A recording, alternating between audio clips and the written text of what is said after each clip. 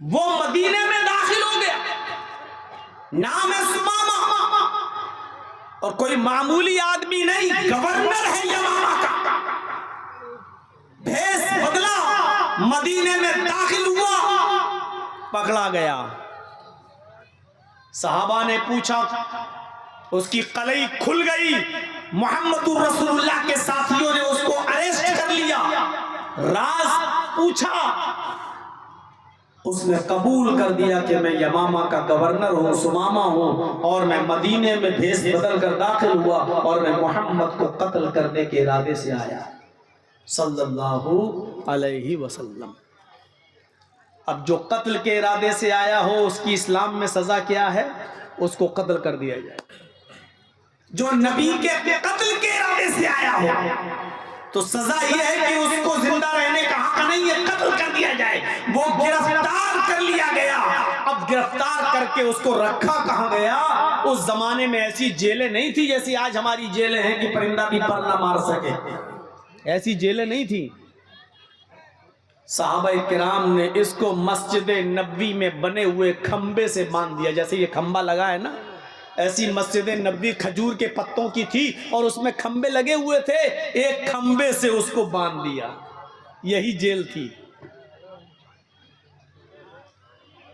ظہر کی نماز پڑھنے کے لیے اللہ کے نبی جناب محمد رسول اللہ صلی اللہ علیہ وسلم جب مسجد میں داخل ہوتے ہیں، جیسی مسجد میں گئے، مسجد نبوی کے اندر کھمبے سے بندھے ہوئے ایک آدمی کو دیکھا، آپ نے صحابہ سے پوچھا یہ کون ہے؟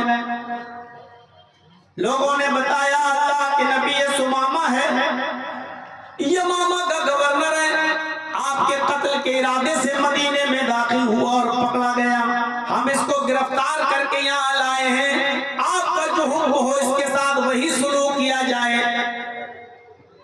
آپ نے کہا اچھا یمامہ کا گورنر ہے، سمامہ ہے؟ کہاں؟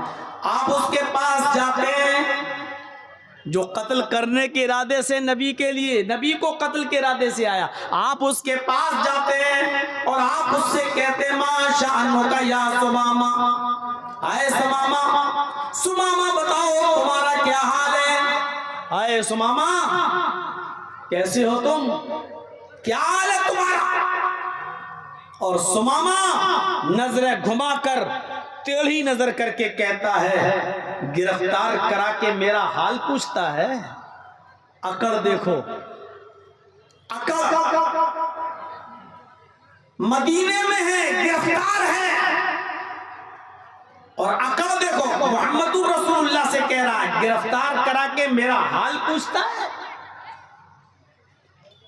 آپ نے صحابہ سے پوچھا اس کو پریشان تو نہیں کیا؟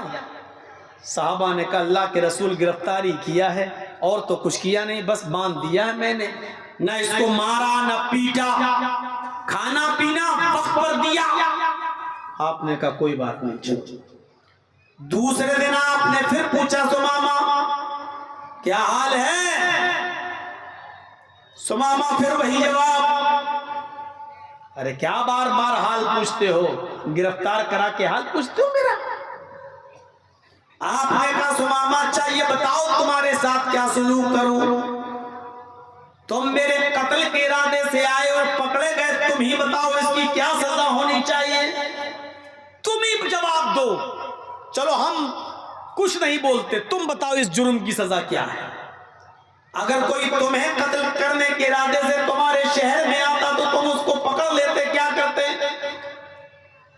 آئے سمامہ بتاؤ، تم مجھے قتل کرنے کے لیے آئے اور پکڑے گئے، تم بتاؤ تمہارے ساتھ کیا سلوک کروں؟ سمامہ جواب دیتا ہے ان تقتل ذا دم، اے محمد قتل کرنا چاہو تو قتل کر سکتے ہو۔ کیا جواب تھا اس کا؟ اے محمد مجھے مارنا چاہو تو مار سکتے ہو، میں اس لائق میں نے جرم کیا ہے کہ میں مارا جاؤں، میرا گناہ ہی اتنا بڑا ہے کہ میں قتل کیا جاؤں، اگر آپ قتل کرنا چاہیں تو قتل کر سکتے ہیں۔ وَإِن تُنْعِمْ عَلَىٰ شَاكِرٍ، اور اگر چھوڑنا چاہیں، رحم کرنا چاہیں تو مجھے چھوڑ سکتے ہیں، آپ کا احسان ہوگا میرے اوپر۔ یہی دو چیزیں ہیں، مارنا چاہو تو مار دو، میں نے جرم ایسا ہی کیا ہے کہ میں مارا جاؤں، یعنی اس جرم کی سزا تو یہی ہے کہ قتل کیا جاؤں۔ اگر آپ کرنا چاہیں تو کر سکتے ہیں اور چھوڑنا چاہیں تو چھوڑ دیجیے، آپ کا احسان ہوگا میرے اوپر، میرے بچوں کے اوپر، میری بیوی کے اوپر۔ آپ نے دوسرے دن بھی کچھ نہیں کہا۔ آپ نے پھر تیسرے دن پوچھا سمامہ کیا کروں تمہارے ساتھ؟ تیسرے دن سمامہ کو غصہ آ گیا، 3 دن سے برابر پوچھ رہے ہو کیا کروں کیا کروں کیا کروں، ان تقتل ذات دم، قتل کرنا ہو تو کر دو، میں قتل ہونے کے لائق ہوں، وَإِن تُنْعِمْ عَلَىٰ شَاكِرٍ، چھوڑنا چاہو تو چھوڑ دو، اس لیے کہ میں چھوڑے جانے کے لائق، میں ایک احسان ہوگا آپ کا ہمارے اوپر، ایک احسان ہوگا آپ کا میرے اوپر۔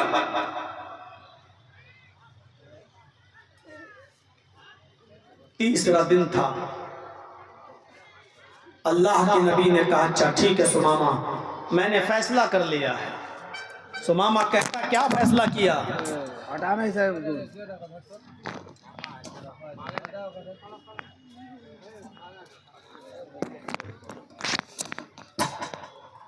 سمامہ نے کہا کیا فیصلہ کیا، قتل کرنے کا یا چھوڑنے کا؟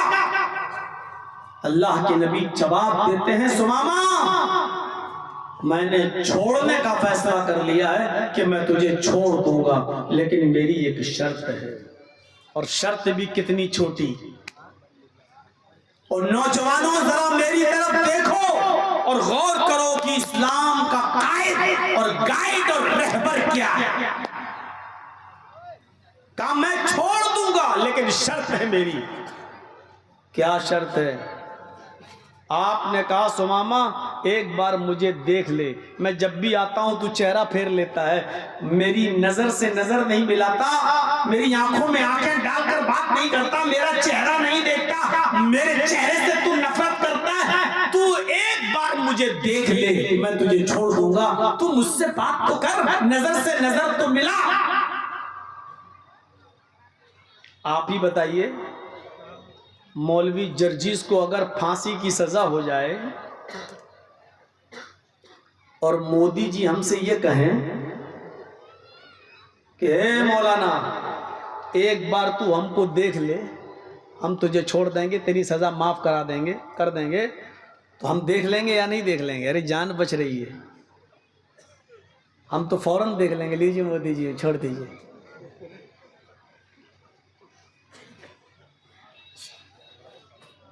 فوراً، ارے جب دیکھنے سے میری جان بچ رہی ہے تو کیوں نہیں دیکھیں گے بھائی؟ اللہ کے نبی نے بھی کہا کہ سمامہ تو مجھے دیکھ لے میں چھوڑ دوں گا، تو اس کو دیکھ لینا چاہیے تھا کہ نہیں دیکھ لینا چاہیے تھا؟ جان بچ رہی، لیکن اس کے جملے دیکھو، اس کے ورڈز دیکھیے۔ اس نے کہا اے محمد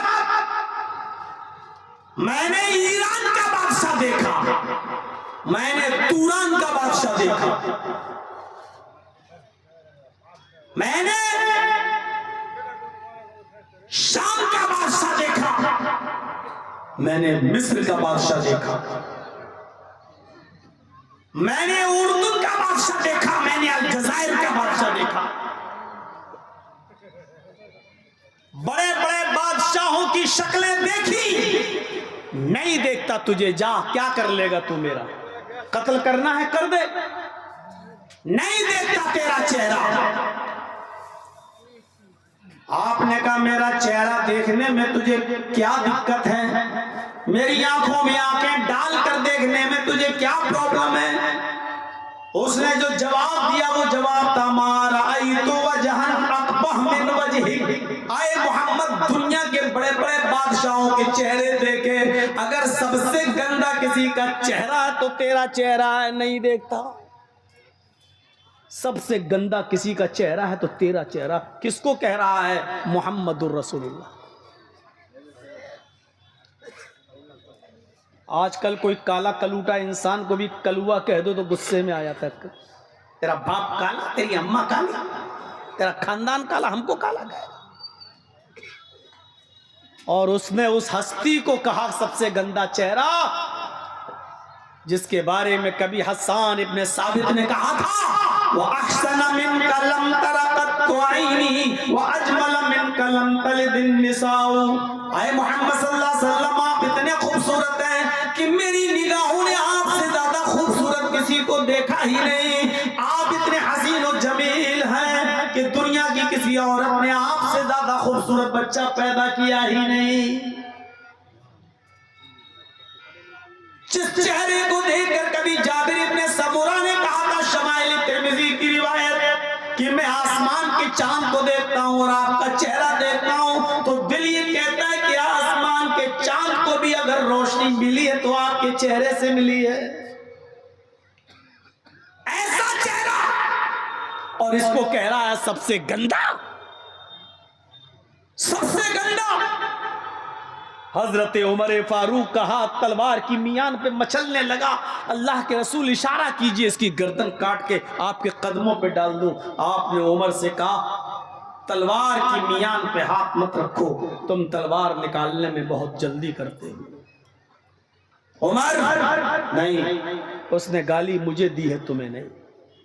آپ نے کہا سمامہ ٹھیک ہے مجھے نہیں دیکھتا مت دیکھ، اچھا ایک بار میرے شہر کو دیکھ لے، مدینہ کو دیکھ لے، مدینے کی آب و ہوا کو دیکھ لے، مدینے کے لوگوں کو دیکھ لے، دیکھ میری تعلیم سے مدینے میں کیسے بھائی چارہ پیدا ہو گیا، ایک شخص دوسرے کے لیے اپنی جان دینے لگا جبکہ پہلے دوسرا ایک دوسرے کی جانیں لیتا تھا، آج یہ لوگ کیسے ہو گئے ہیں، ذرا میرے شہر مدینے کو دیکھ لے۔ کہنے لگا محمد نہ تیرا چہرہ دیکھتا نہ تیرا شہر مدینہ دیکھتا، جا میں نے ایران دیکھا، میں نے شام دیکھا، میں نے مصر دیکھا، میں نے فلسطین دیکھا، میں نے سیریا دیکھا، میں نے اردن دیکھا، میں نے بڑے بڑے ملک دیکھے، سب سے گندا کسی کا شہر ہے تو تیرا شہر مدینہ ہے، نہیں دیکھتا تیرا شہر، تجھے جو سزا دینا ہو دے۔ غور کرو ہمارے قبضے میں، ہماری مٹھی میں، ہمارے قبضے میں، اور ہمیں کو گالی دے رہا ہو کہ چاند نہیں دیکھتا۔ آپ نے کہا مجھے بھی نہیں دیکھتا، میری بستی کو بھی نہیں دیکھتا۔ آئے سمامہ تو بھی یاد کرے گا کہ تجھے کون ملا ہے، جا میں نے تجھے چھوڑ دیا، تو اپنے گھر جا، تیری بیوی تیرے انتظار میں ہوگی، تیرے بچے تیرے انتظار میں ہوں گے۔ یہ اس وقت معاف کر رہے ہیں جب بدلہ لینے کی پوری طاقت اپنے ہاتھ میں تھی، بدلہ لینے کی پوری طاقت اپنے ہاتھ میں، انتقام لینے کی پوری اتھارٹی اپنے ہاتھ میں، لیکن اس وقت اس کو معاف کر رہے ہیں کہ جاؤ، چھوڑ دیا تجھے، جا۔ جب اس کی رسی چھوڑی تو کہنے لگا محمد صلی اللہ علیہ وسلم بھروسہ کیسے کر لوں کہ میں اپنے گھر تک پہنچ جاؤں گا، یہاں چھوڑ دیا نکلوں گا، مدینہ چھوٹا سا شہر نہیں بڑا شہر ہے، مکے تک پہنچتے پہنچتے پتہ نہیں تیرا کون آدمی مجھے قتل کر دے، کون آدمی مجھے مار دے، اس بات کی گارنٹی کیا ہے، یہاں سے چھوڑ دیا تو میں گھر تک خیریت سے پہنچ جاؤں گا۔ آپ نے کہا سمامہ اسی لیے میں نے کہا تھا کہ میرا شہر مدینہ دیکھ لے، میں جس کو چھوڑ دیا میرا کوئی صحابی اس آدمی کو قتل نہیں کر سکتا ہے، تو نے میرے وفادار صحابہ کو دیکھا کہاں ہے، اب تجھے ڈر لگتا ہے کہ میں مکے تک پہنچوں گا کیسے، تو آئے عمر اب تمہاری ذمہ داری ہے اس آدمی کو مکے کے بارڈر تک چھوڑ کے آؤ۔ باڈی گارڈ کس کو بنا دیا، جو تلوار پر ہاتھ رکھ کر تلوار میان سے نکال کر اسی کی گردن اڑانے والے تھے، کہا اللہ کے رسول حکم کیجئے اس کی گردن اڑا دو، آپ نے اسی کو باڈی گارڈ بنا دیا، کہا عمر اس کو مکے کے بارڈر تک چھوڑ کے آؤ، خیریت سے پہنچا کے آؤ، اب یہ تمہاری ذمہ داری ہے، جو جان لینے والے تھے، جو تلوار سے گردن اڑانے والے تھے، اللہ کے رسول نے انہی کو کہا کہ اس کی حفاظت کی ذمہ داری تمہارے اوپر ہے، جاؤ اس کو مکے تک چھوڑ دو۔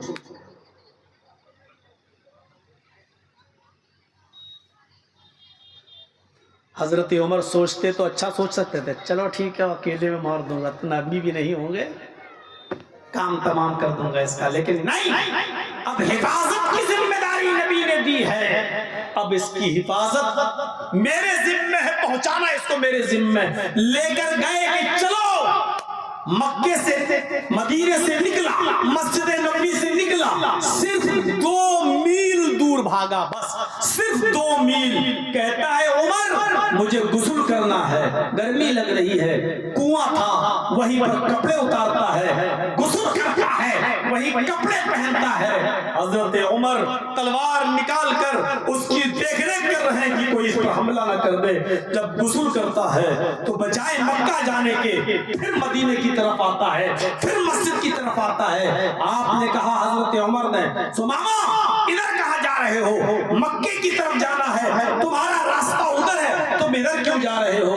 کہا آیا تھا اپنی مرضی سے، جا رہا ہوں بھی اپنی مرضی سے، اب میں تمہارا حکم نہیں مانوں گا۔ سیدھے مدینے آیا، مسجد نبوی کی چوکھٹ پکڑ لیا، دیکھتا کیا ہے محمد رسول اللہ زمین پر بیٹھے ہیں، اتنا بڑا نبی، اتنا بڑا پیغمبر اپنے صحابہ کے ساتھ زمین کی کچی مٹی پر بیٹھا ہوا ہے۔ ایسا لگا جیسے چاروں طرف ستارے ہوں اور بیچ میں چاند چمک رہا ہو، اور بیچوں بیچ میں محمد رسول اللہ کو بیٹھا ہوا دیکھ کر مسجد نبوی کی چوکھٹ کو پکڑ کے کہتا ہے، اے محمد ابن عبداللہ۔ اللہ کے رسول نے نظریں اٹھائیں، کھڑے ہو گئے۔ سماما کیا ہوا؟ عمر نے تم کو پریشان کیا؟ کیا کسی نے تمہیں زبردستی یہاں لے کر آیا؟ میں نے تو تمہیں چھوڑ دیا، اب کیسے تم لوٹ کر آئے؟ کیا کسی نے تمہیں مجبور کیا ہے؟ فرمایا نہیں۔ پھر کیوں آئے؟ کہا اپنی مرضی سے آیا۔ کہا کس لیے آئے؟ کہا اے محمد ابن عبداللہ، آپ کو رسول اللہ ماننے کے لیے چلا آیا۔ یہ یمامہ کا گورنر اپنی گورنری کا تاج اتار چکا ہے، آپ کے پیروں کے جوتے صاف کر کے آپ کے پیروں میں پہنانے کے لیے، یہ غلامی کرنے کے لیے چلا آیا ہے۔ میں بھی کلمہ پڑھنے کے لیے آیا ہوں، اشہد ان لا الہ الا اللہ و اشہد ان محمدن عبدہ و رسولہ۔ یہ کلمہ پڑھا اور اسلام لیا۔ اس واقعے کی روشنی میں بتائیے کہ اسلام کا چہرہ کیا ہے؟ اپنے ہاتھ میں باغ ڈور، اپنے ہاتھ میں سب کچھ، اور اس کے باوجود دشمن کو معاف کر رہے ہیں اور چھوڑ رہے ہیں۔ تمہارے ہاتھ میں تو اس وقت کچھ نہیں ہے، اور پھر بھی تم اتنا بڑا جرأت، اتنی بڑی بہادری دکھا رہے ہو تم، اور وہ بھی سراسر اسلام کے خلاف، षड्यंत्र کرتے ہو اسلام کے خلاف، سازشیں رچتے ہو اسلام کے خلاف۔ میرے بھائیوں، زندگی بھر مولوی مدرسوں کے جلسوں میں، مسجدوں کے جلسوں میں، منبر و محراب سے اسلام کی رحمت کا تذکرہ کرتے ہیں، اور چند یہ گنڈے قسم کے دہشت گرد لوگ اڑتے ہیں اور ایک دو آتنکوادی حملہ کر کے سارے مولویوں کی پھیلائی ہوئی دعوت و تبلیغ پر پانی پھیر دیتے ہیں، ظلم کرتے ہیں اسلام کے اوپر۔ ایسے لوگوں کا اسلام سے کوئی تعلق نہیں ہے، اسلام کے الف سے بھی واقف نہیں ہے یہ لوگ۔ اس طریقے کا کائرانہ حملہ، وہ عورت بیچاری ایک رو رہی تھی، جس کا شوہر ای رکشہ چلاتا تھا، ای رکشہ، اپنے بچوں کا پیٹ پالتا تھا، میرٹھ کا رہنے والا تھا، اور اس حملے میں مارا گیا۔ وہ بھی اپنا تھا، مسلمان تھا، اور جب اس کی باڈی میرٹھ پہنچائی گئی تو اس کی بیوی رونے لگی اور میرٹھ پہنچ کر کہنے لگی کہ اس کو میرٹھ میں، اس کے ماں باپ کے قبرستان میں نہیں، اس کو ہمارے دلی میں اس کو دفن کیا جائے گا۔ 6 گھنٹے تک ماں کہتی ہے کہ بیٹے، بہو یہ ظلم مت کر، تیرے بیٹے کا سب کچھ یہی، میرے بیٹے کا سب کچھ یہی تھا، میرے قبرستان میں دفن ہو جانے دے۔ اور بیوی اس کی کہہ رہی تھی، بہو ماں کی کہ نہیں میں پوری زندگی اپنے شوہر کے ساتھ نہیں رہ سکی، کم سے کم دلی کے قبرستان میں اگر میرا شوہر دفن ہو جائے گا تو میرے بچے جب بڑے ہوں گے تو میں اپنے بچوں کو اس کی قبر دکھا کر یہ کہہ تو سکتی ہوں کہ تمہارا باپ یہاں دفن ہے۔ تمہارے ان حملوں میں ایسے مجبور لوگوں کی جانیں گے، یہ رکشہ چلا کر اپنے بیوی اور بچوں کے پیٹ پالنے والے مسلم لوگوں کی بھی جانیں گے، اور تم سمجھتے ہو کہ تمہیں جنت الفردوس مل گئی؟ یہ ظلم ہے اسلام کے اوپر، کوئی رشتہ نہیں ہے اسلام کا اس سے۔ اسلام وہ ہے جو ابھی میں نے آپ کے سامنے پیش کیا، جا میں تجھے چھوڑ رہا ہوں، تیری بیوی تیرا انتظار کر رہی ہے، تیرے بچے تیرا انتظار کر رہے ہیں۔ اور آتا ہے 2 میل بھاگتا ہے، غسل کرتا ہے، کنویں پہ نہاتا، پھر لوٹ کر آتا ہے اور کہتا ہے اے محمد صلی اللہ علیہ وسلم آپ کو رسول اللہ ماننے کے لیے چلا آیا۔ یہ ہے اسلام، اس کو آزاد کر دیا، لیکن اس کا دل اب اندر سے گواہی دے رہا ہے جب تک رسول اللہ کو دیکھا نہیں تھا تب تک نہیں مان رہا تھا، اور جب دیکھا تو دیکھتے ہی کہنے لگا یہ چہرہ کسی جھوٹے کا چہرہ ہو نہیں سکتا۔ یہ ہے اسلام۔ لقد جاءکم رسول من انفسکم عزیز علیہ ما عنتم، یہ تو غیر مسلموں کے ساتھ رحم تھا محمد رسول اللہ صلی اللہ علیہ وسلم کا۔ تمہارے پاس ایک ایسے پیغمبر تشریف لا چکے ہیں، تمہارے پاس ایک ایسے رسول آ چکے ہیں، تمہارے پاس ایک ایسے پیغمبر آ چکے ہیں، تشریف لا چکے ہیں جو تمہاری میں سے ہیں، تمہاری جنس سے ہیں، یعنی وہ بھی انسان ہیں۔ عزیز علیہ ما عنتم، تمہیں جو تکلیف پہنچتی ہے ان کو بھی ناگوار گزرتی ہے، یعنی تمہاری پریشانی کو وہ اپنی پریشانی سمجھتے ہیں۔ تمہارے پیر میں کانٹا چبھتا ہے تو اس کا درد اور اس کی تکلیف محمد رسول اللہ اپنے دل میں محسوس کرتے ہیں۔ درد تمہیں ہوتا ہے، تکلیف تمہیں ہوتی ہے، اس کا درد محمد رسول اللہ محسوس کرتے ہیں۔ حریص علیکم، وہ تمہارے فائدے کے لیے بڑے حریص ہیں، بڑے متمنی ہیں، خواہش مند ہیں، وہ چاہتے ہیں کہ تمہیں ہمیشہ فائدہ ہی فائدہ ہو۔ بالمؤمنین رؤوف الرحیم، اور مومنوں کے ساتھ ان کی رافت و رحمت عجیب غریب ہے، یعنی بڑی خاص ہے، وہ مومنوں کے ساتھ بہت خاص مہربان ہیں۔ ابھی تو میں نے کافروں کے ساتھ بتا دیا، وہ قیدی تھا، سمامہ تھا، یمامہ کا گورنر تھا، دشمن تھا، اس دشمن کے ساتھ اور فتح مکہ کے موقع پر 10,000 صحابہ کا داخلہ اور پورے مکے کے لوگوں کو معاف کر دینا اور کہہ دینا کہ جاؤ تم سب آزاد ہو، یہ تھی نبی کی غیر مسلموں کے ساتھ رحمت۔ لیکن اپنوں کے ساتھ رحمت کیا تھی معلوم؟ تمہاری تکلیف وہ اپنی تکلیف محسوس کرتے ہیں، تمہارے درد کو وہ اپنا درد سمجھتے ہیں، وہ نہیں چاہتے کہ تمہیں تکلیف ہو، نہیں چاہتے کہ تمہیں تکلیف ہو۔ اور ہم کیا تکلیف؟ نماز پڑھنا بھی کوئی تکلیف ہے؟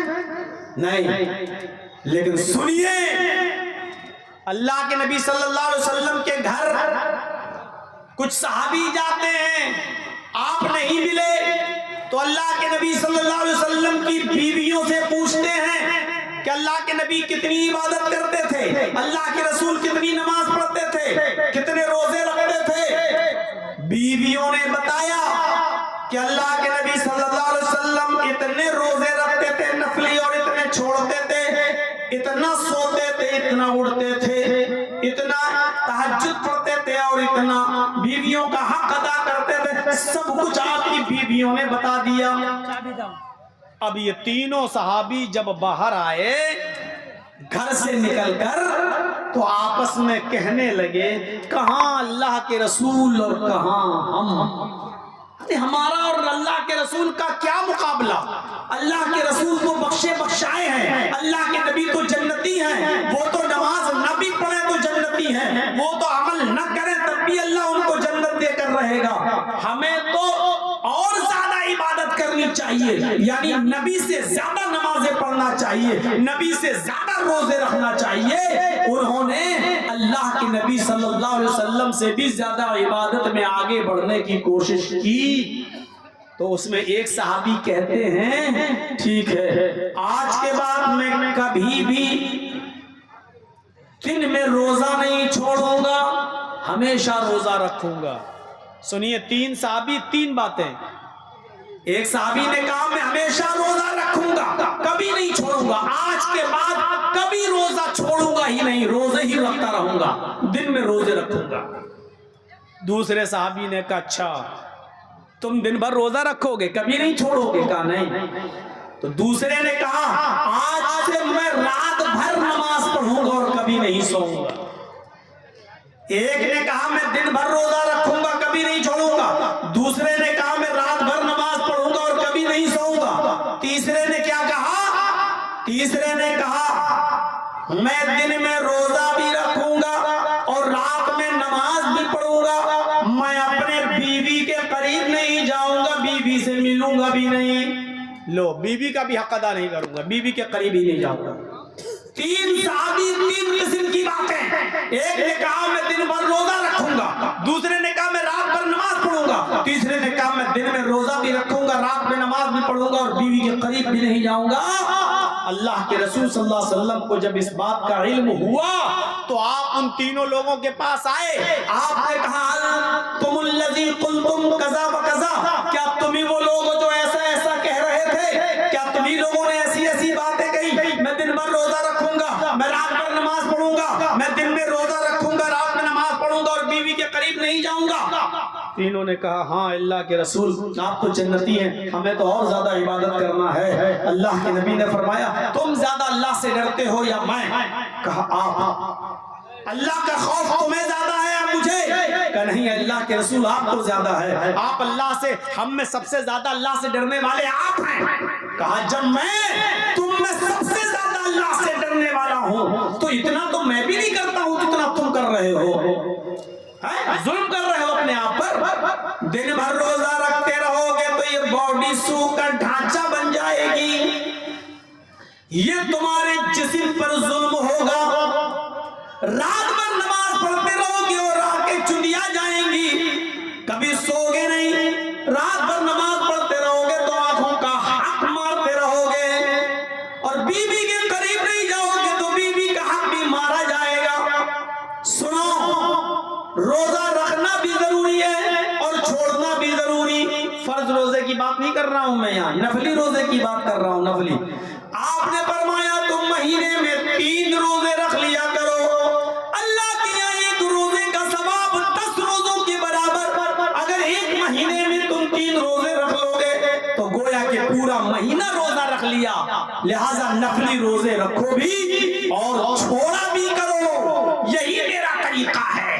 رات میں شروع میں سو جاتا ہوں عشاء کی نماز کے بعد، اور آدھی رات کے بعد آخری پہر میں اٹھتا ہوں، میں تہجد بھی پڑھتا ہوں اور اپنی بیویوں کے پاس بھی جاتا ہوں، ان کا بھی حق ادا کرتا ہوں۔ اس کے بعد آپ نے فرمایا یہی میرا راستہ ہے، یہی میرا طریقہ ہے، یہی میری سنت ہے۔ اگر تم نے میرے اس راستے سے، میری سنت سے روگردانی کی، منہ موڑا، فَلَيْسَ مِنِّي، تو مجھ میں سے نہیں۔ رات بھر نماز پڑھنے کے بعد بھی مجھ میں سے نہیں، یعنی مسلمان نہیں۔ غور کر رہے ہیں؟ رات بھر نماز پڑھنے کے باوجود، دن بھر روزہ رکھنے کے باوجود بھی اللہ کے رسول نے کہا کہ تم مجھ میں سے نہیں۔ آج ہماری راتیں کہاں جاتی ہیں؟ کیرم بورڈ کھیلنے میں۔ آج ہماری راتیں وہاں برباد ہوتی ہیں، ٹورنامنٹ، پورا میچ پوری رات نظر کر دینے میں، پوری رات۔ ارے اللہ کے بندو، اللہ کے نبی تو رات بھر نماز پڑھنے کی اجازت نہیں دے رہے ہیں، پوری رات نماز پڑھنے کی اجازت نہیں دے رہے ہیں۔ آپ پوری رات ٹورنامنٹ کھیلیں گے، آپ پوری رات میچ کھیلیں گے؟ جب پوری رات نماز پڑھنا جائز نہیں ہے تو آپ کو کس نے اجازت دے دی کہ پوری رات کیرم بورڈ کھیلیں اور پوری رات کرکٹ کھیلنے میں گزار دیں؟ کہاں ہے؟ اللہ کے نبی نماز پڑھنے والے صحابی سے کہہ رہے ہیں وہ مجھ میں سے نہیں۔ رات بھر نماز پڑھنے پڑھنے کے باوجود کہہ رہے ہیں مجھ میں سے نہیں. ہاں جن راتوں کو جاگنے کا حکم ہے جاگیے. رمضان میں شب قدر آتی ہے, 5 راتیں آتی ہیں, 21, 23, 25, 27, 29. آپ شب قدر ہے اس میں اگر آپ کو اللہ کی عبادت کرتے رہیے, اور جو اللہ کی عبادت کرتا ہوا اللہ کو مل گیا, ان 5 راتوں میں کوئی ایک رات ہے اور اس رات کو اگر آپ اللہ کی عبادت کرتے ہوئے پائے گئے تو وہ ایک رات کی عبادت کا ثواب 1000 مہینوں کی عبادت سے زیادہ بڑھ کر ہے. لیلۃ القدر خیر من الف شہر. تو جو جزاکم اللہ, تو جو ہے وہ آپ اپنائیے میرے پیارے ساتھیوں.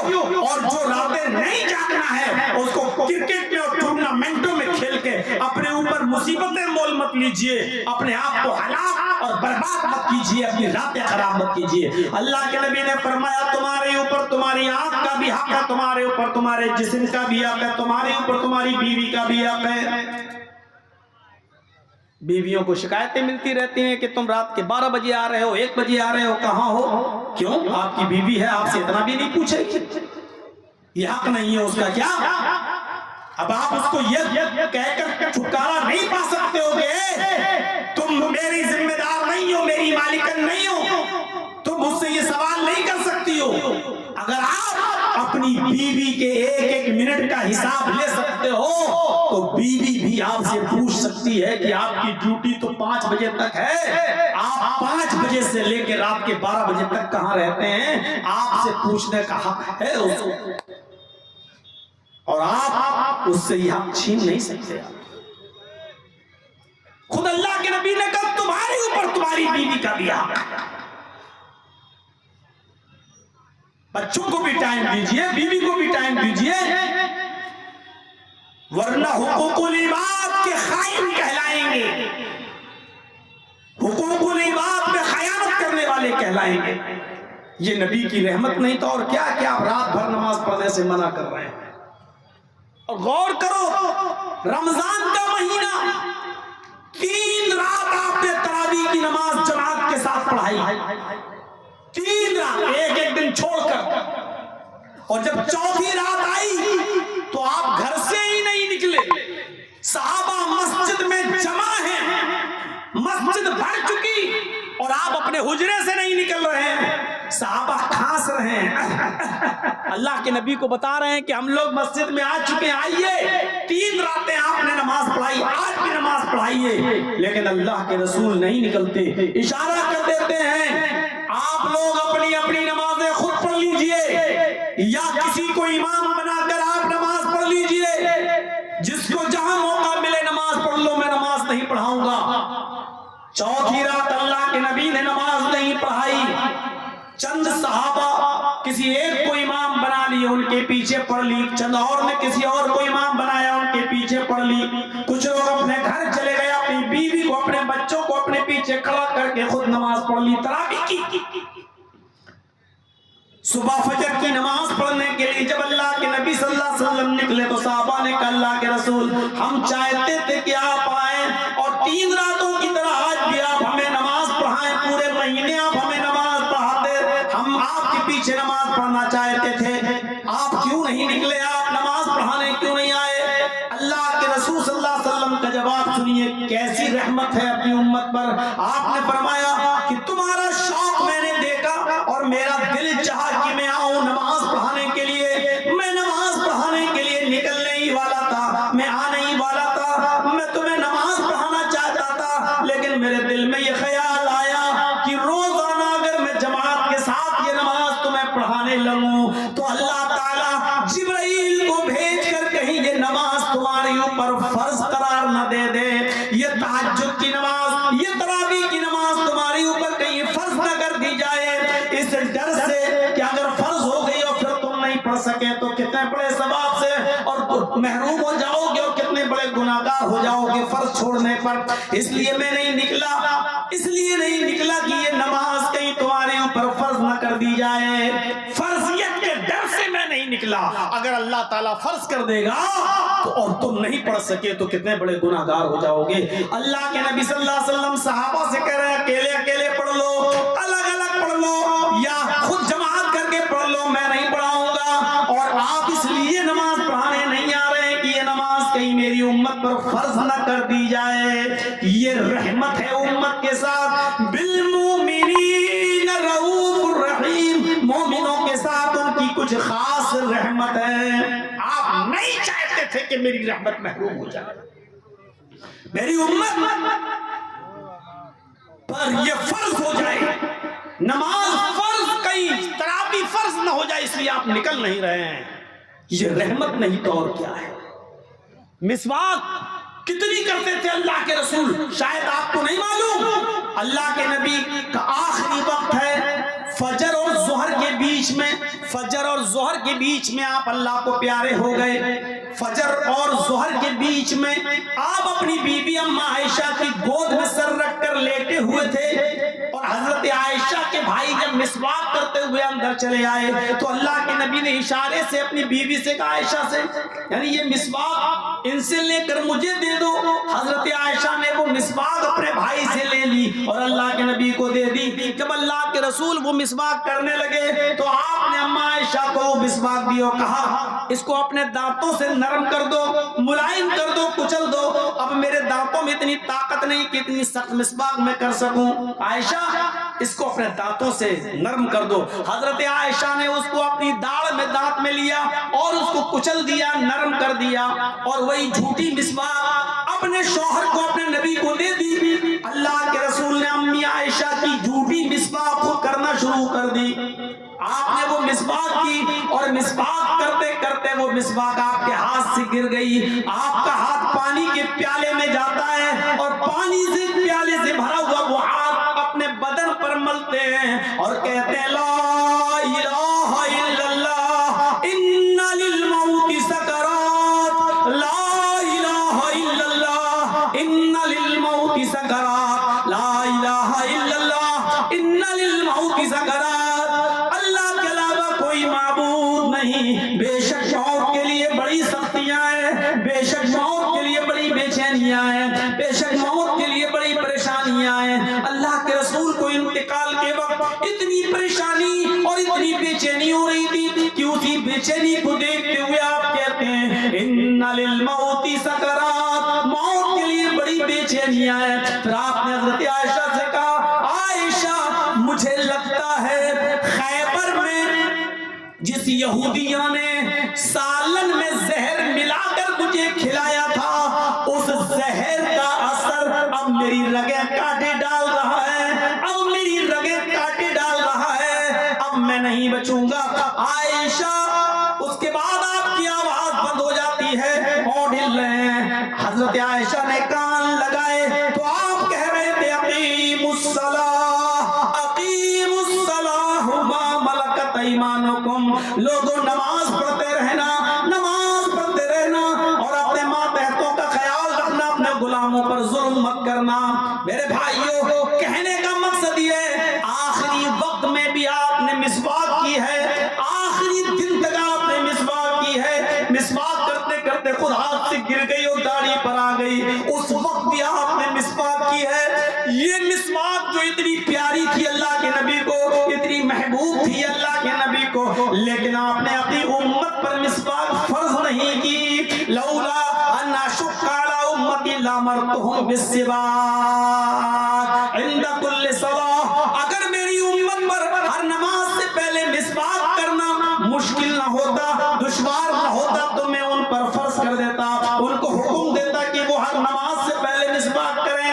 لیکن میری امت پر ہر نماز سے پہلے مسواک کرنا مشکل ہے. اس مشکل سے بچنے کے لیے آپ نے فرض قرار نہیں دیا, اس لیے آپ نے اس کو فرض نہیں, صرف سنت رہنے دی لیکن فرض نہیں قرار دیا. اتنی امپورٹنٹ چیز مسواک, جس کو آخری وقت میں بھی کیا لیکن اس کو آپ نے فرض قرار نہیں دیا. یہ تھی محبت نبی کی.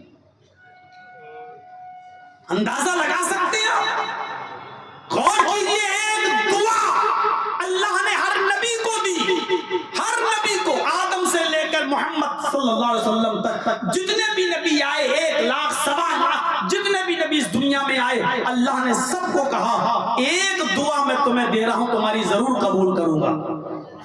ہر دعا قبول کروں نہ کروں یہ الگ بات ہے، لیکن ایک دعا ضرور قبول کروں گا۔ اللہ نے سارے نبیوں کو جتنوں کو یہاں دنیا میں بھیجا ان سے کہا کہ تمہاری ایک دعا ضرور قبول کروں گا۔ اللہ کے نبی فرماتے ہیں سارے نبیوں نے جلد بازی کر لی، اللہ نے ان سے ایک دعا کا اختیار دیا، انہوں نے اپنی اپنی دعا اسی دنیا میں مانگ لی اور اللہ نے ان کو ان کی دعا کے مطابق دنیا میں دے دیا۔ جب اللہ کے رسول اس دنیا میں آئے تو اللہ تعالیٰ نے نبی سے بھی کہا اے محمد صلی اللہ علیہ وسلم ایک دعا ہم آپ کی بھی ضرور قبول کریں گے، بتاؤ کیا مانگتے ہو، کیا چاہیے تمہیں؟ حضرت عائشہ کہتی ہے اللہ کے رسول گھر میں فاقہ ہے، 2 مہینے چولہا نہیں جلتا، اللہ سے دعا کیجئے کہ اللہ تعالی ہمارے گھر میں فاقہ ختم ہو جائے، ہمیں کبھی بھوکا نہ سونا پڑے، ہمارے گھر میں رزق کے دروازے کھل جائیں۔ حضرت عائشہ سے اللہ کے نبی کہتے ہیں عائشہ میں جانتا تھا کہ تم یہی کہو گی کہ یہی دعا مانگ لو تاکہ فاقہ ختم ہو جائے، تاکہ بھوکمری ختم ہو جائے، دروازے نہیں کھلوانا ہے۔ میں چاہتا ہوں کہ جب تک زندہ رہوں فقیر بن کر رہوں، جب مجھے موت آئے تو حالت فقیری میں آئے، اور قیامت کے دن جب میں اٹھوں تو فقیروں میں اور محتاجوں میں میرا حشر ہو، مجھے اٹھایا جائے۔ حضرت عائشہ نے کہا اللہ کے نبی کچھ تو مانگیں گے، اللہ نے آپ کو اختیار دیا ہے دعا مانگیے تو آپ کچھ تو مانگیں گے۔ آپ نے فرمایا عائشہ اللہ نے مجھے اختیار دیا ہے دعا مانگنے کا، فَاتَّبَعْتُ دَعْوَتِي میں نے اپنی دعا کو چھپا لیا، میں اس دنیا میں وہ دعا مانگوں گا ہی نہیں۔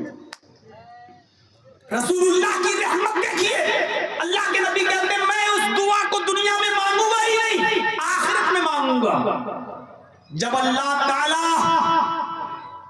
مجھے قیامت کے دن اٹھائے گا تو میں اللہ سے کہوں گا اللہ ایک دعا ہر نبی نے دنیا میں تو نے اختیار دیا، اس نے دنیا میں مانگ لی، تو نے مجھے بھی ایک دعا کا اختیار دیا تھا لیکن میں نے وہ دعا نہیں مانگی، اے اللہ میری دعا باقی ہے، آج اس دعا کو میں مانگوں گا۔ اور عرش والا کہے گا اے محمد صلی اللہ علیہ وسلم ہاں میں جانتا ہوں کہ تم نے اپنی دعا دنیا میں نہیں مانگی، آج مانگو، کیا مانگتے ہو؟ ہم آج بھی تمہاری دعا سننے کے لیے تیار ہیں، بتاؤ کیا ہے، مانگو ہم تمہیں دیں گے۔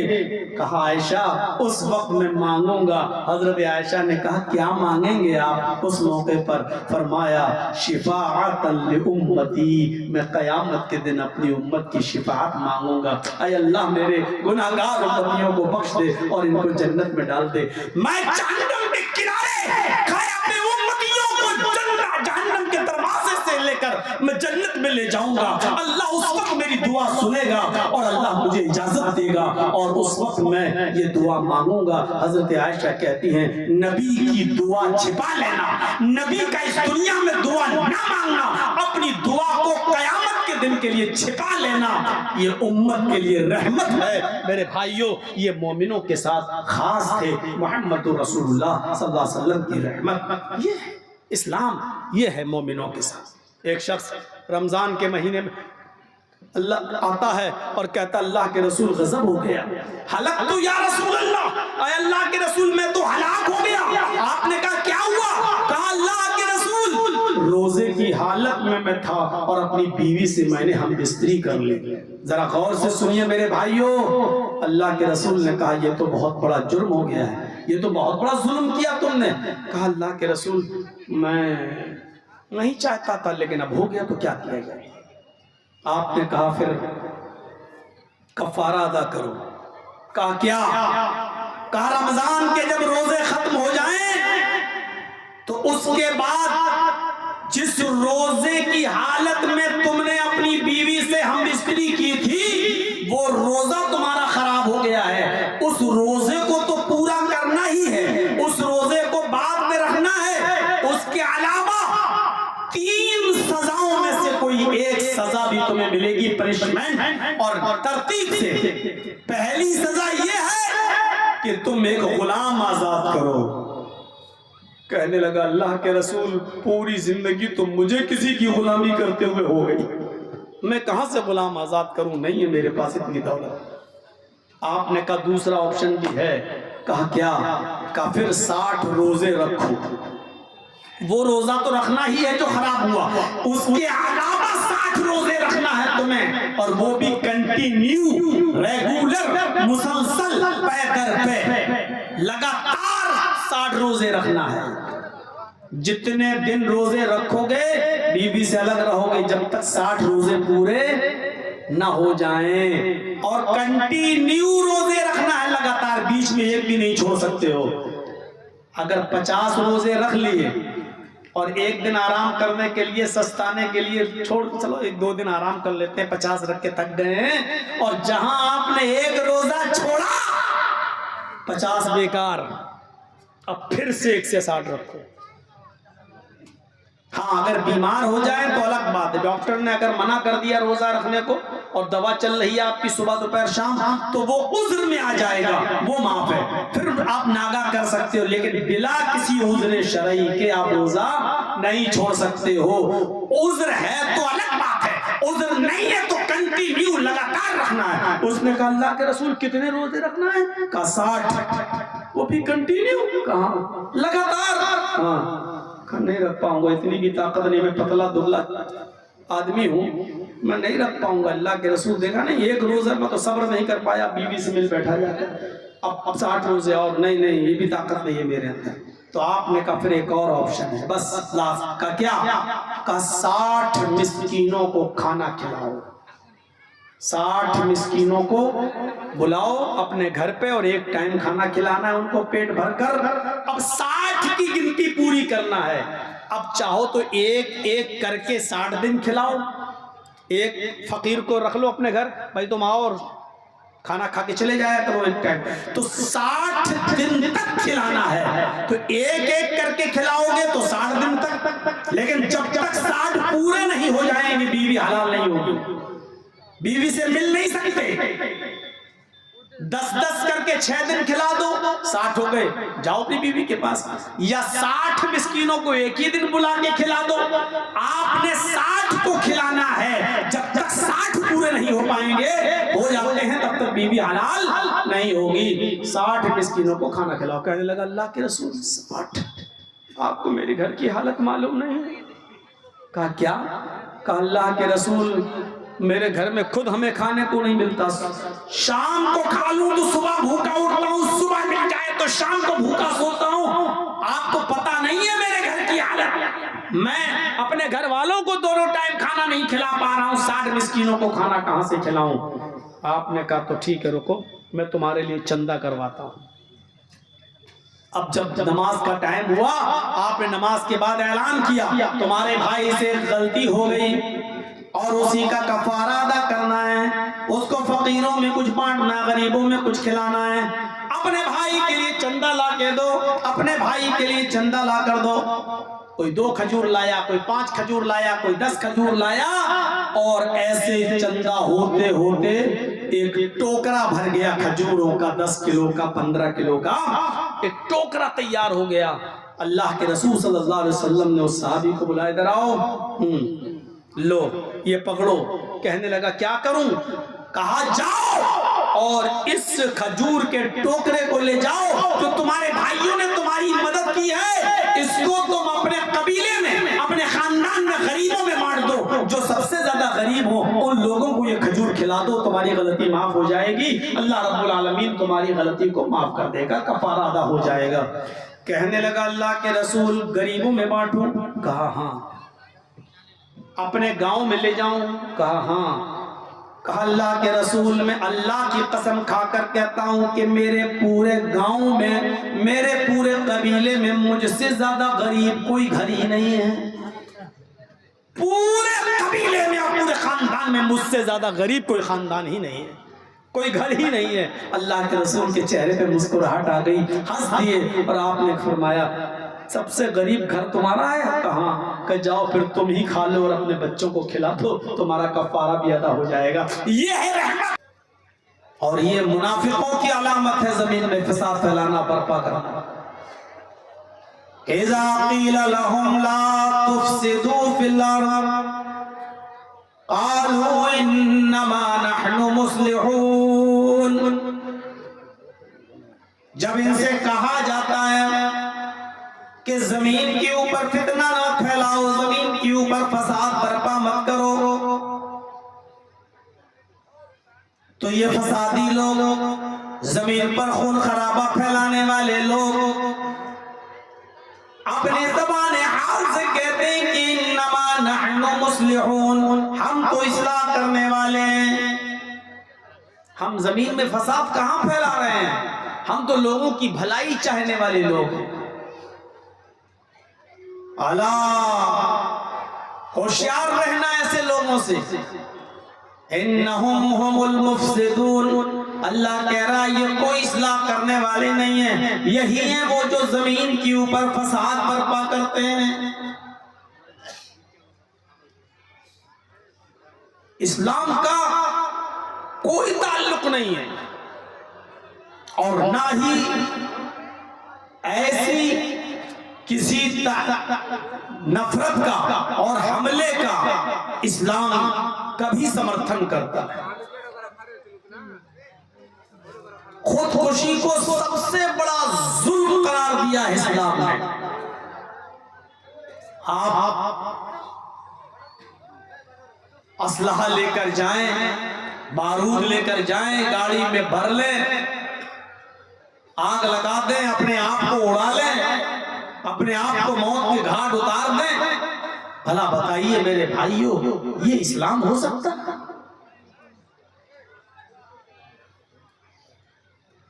جس چیز کے ذریعے کوئی شخص اپنی موت کو دعوت دیتا ہے، مثلا زہر کھا کے مرتا ہے خود، تو مرنے کے بعد قیامت تک اس کو یہی سزا دی جاتی رہے گی۔ آگ میں جل کے مرتا ہے تو آگ میں جلتا رہے گا۔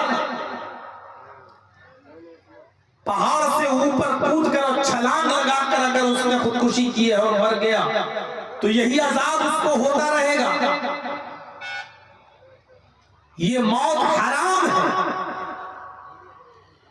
اور ہم اور آپ تو معمولی درجے کے مسلمان ہیں۔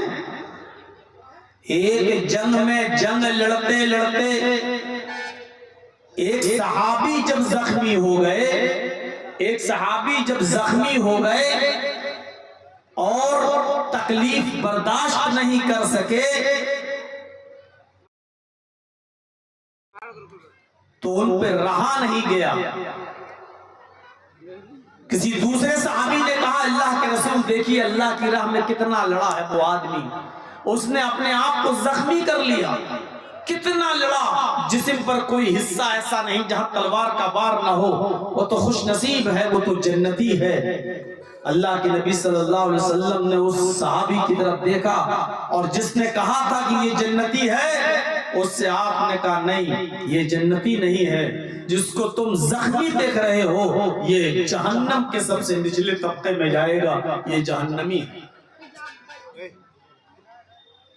اس صحابی نے اس کا پیچھا کرنا شروع کر دیا کہ دیکھیں کیسے جہنمی ہے، یہ آدمی تو اللہ کی راہ میں لڑا ہے، جہاد میں شامل ہوا ہے، اور اللہ کے رسول کہہ رہے ہیں یہ جہنمی ہے۔ دیکھیں کیا ہے، یہ کچھ دور جاتا ہے اور اس نے اپنی تلوار کو زمین پر گاڑا، اور میدان جنگ میں جو اس کو تکلیف پہنچی تھی، زخم لگے تھے، اس درد کو وہ برداشت نہیں کر پا رہا تھا، اس لیے اس تلوار کی نوک پر اس نے اپنے سینے کو رکھ دیا، ایسے زمین پہ تلوار گاڑی اور اس کی نوک پر اپنے سینے کو رکھا اور پورا کا پورا بوجھ اس تلوار کے اوپر ڈال دیا، اپنا پورا وزن اس تلوار کی نوک پر رکھ دیا اور تلوار کو اس نے اس پار کر لیا، یہاں سے داخل ہوئی اور یہاں سے نکل گئی۔ وہ آدمی خودکشی کر گیا، مر گیا۔ وہ صحابی اس دنیا سے رخصت ہو گئے۔ یہ صحابی آئے جنہوں نے اس کو خودکشی کرتے ہوئے دیکھا، تلوار اپنے سینے پر لگا کر مرتے ہوئے دیکھا، یہ دوڑتے ہوئے آئے اور اللہ کے نبی صلی اللہ علیہ وسلم سے کہتے ہیں، بخاری کی روایت، آتی یدکا اباعیکا، اے اللہ کے نبی اپنا ہاتھ بڑھائیے۔ آپ نے اپنا ہاتھ بڑھایا، صحابی صحابی نے ہاتھ چوما اور کہا اشہد ان لا الہ الا اللہ و اشہد ان محمدا عبدہ و رسولہ، اے اللہ کے رسول میں گواہی دیتا ہوں اللہ کے علاوہ کوئی معبود نہیں، اور اس بات کی بھی گواہی دیتا ہوں کہ آپ اللہ کے بندے اور اس کے رسول ہیں۔ آپ نے جس کو جہنمی بتایا تھا میں اس کے پیچھے پیچھے گیا، میں نے دیکھا کہ ایسا کون سا کام